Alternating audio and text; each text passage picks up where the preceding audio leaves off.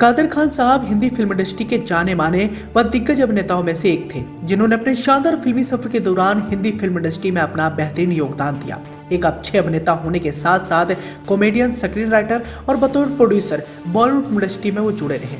वो 70 के दशक से लगातार उनकी कई सारी ऐसी फिल्में रही जिन फिल्मों में उनकी डायलॉग डिलीवरी समेत उनके किरदार की जमकर तारीफें हुई। यही बड़ी वजह है कि कादर खान साहब आज भले ही हमारे बीच में नहीं है, लेकिन उनके दिए गए यादगार पल आज भी तरोताजा है। कादर खान साहब वही हैं जो अच्छे डायलॉग डिलीवरी के लिए भी काफी ज्यादा पसंद किए गए हैं। साथ ही उनके लिखे हुए डायलॉग अमिताभ बच्चन जैसे स्टार से बोलकर सुपरस्टार का दर्जा भी हासिल करवाए। ऐसे में आप भी समझ सकते हैं कि कादर खान साहब का हिंदी फिल्म इंडस्ट्री में कितना बड़ा रुतबा था। हर कोई छोटा बड़ा कलाकार उनका नाम अदब से लिया करता था। लेकिन दोस्तों, यहाँ हम आपको ये भी बताना चाहेंगे कि कादर खान साहब के साथ गोविंदा ने एक समय दगाबाजी की थी, और ये हम नहीं बल्कि कादर खान साहब के बेटे सरफराज का कहना था कि कैसे अंतिम दिनों में मेरे पिता के पास कोई भी नहीं आया, चाहे वो अमिताभ बच्चन हो चाहे गोविंदा, मेरे पिता की किसी ने भी सुध नहीं ली थी। जिक्र करना चाहेंगे गोविंदा और कादर खान साहब के रिश्ते को लेकर। कादर खान साहब ने यूं तो अमिताभ बच्चन से लेकर दिलीप कुमार जैसे नामचीन कलाकारों के साथ काम किया, लेकिन गोविंदा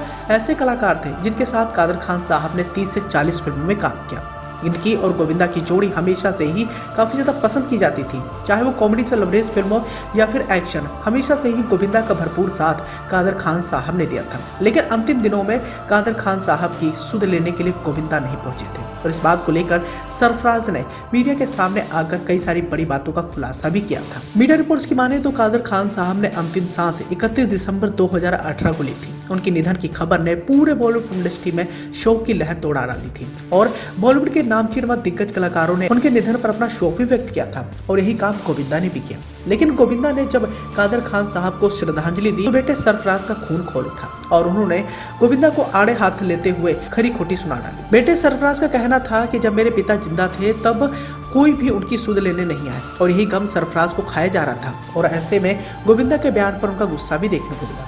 होता यूं कि कादर खान साहब के निधन पर शोक व्यक्त करते हुए गोविंदा ने ट्विटर पर लिखा था, कादर खान न सिर्फ मेरे उस्ताद थे बल्कि वह मेरे पिता समान थे। उनका जादू ऐसा था कि वह जिस भी एक्टर के साथ काम करते थे उसे सुपरस्टार बना देते थे। पूरी फिल्म इंडस्ट्री को उनके जाने से बहुत बड़ी हानि हुई है, और हम इस दुख को शब्दों में बयान नहीं कर सकते। गोविंदा के इसी ट्वीट को देखकर सरफराज गोविंदा पर बिफर पड़े थे, और उन्हें सुनाते हुए न्यूज एजेंसी INA से बातचीत करते हुए उन्होंने कहा था कि गोविंदा ने अपने इसी पिता की सेहत के बारे में जानने तक के लिए फोन कभी नहीं किया। सरफराज का आगे कहना था कि प्लीज गोविंदा से पूछिए कि आखिर उन्होंने अपने पिता समान कादर खान की सेहत के बारे में जानने के लिए कितनी बार फोन किया। क्या उन्होंने मेरे पिता के निधन के बाद मुझे या मेरे परिवार को एक फोन करने तक की कोशिश नहीं की? हमारी फिल्म इंडस्ट्री ही कुछ ऐसी होगी है। जिन लोगों ने भारतीय सिनेमा अपना योगदान दिया है, उनके रिटायर होने पर लोगों के अंदर उनके लिए कोई भी भावना या सम्मान नहीं रह जाता है। ये प्यार सिर्फ तस्वीरों तक ही सीमित रहती है।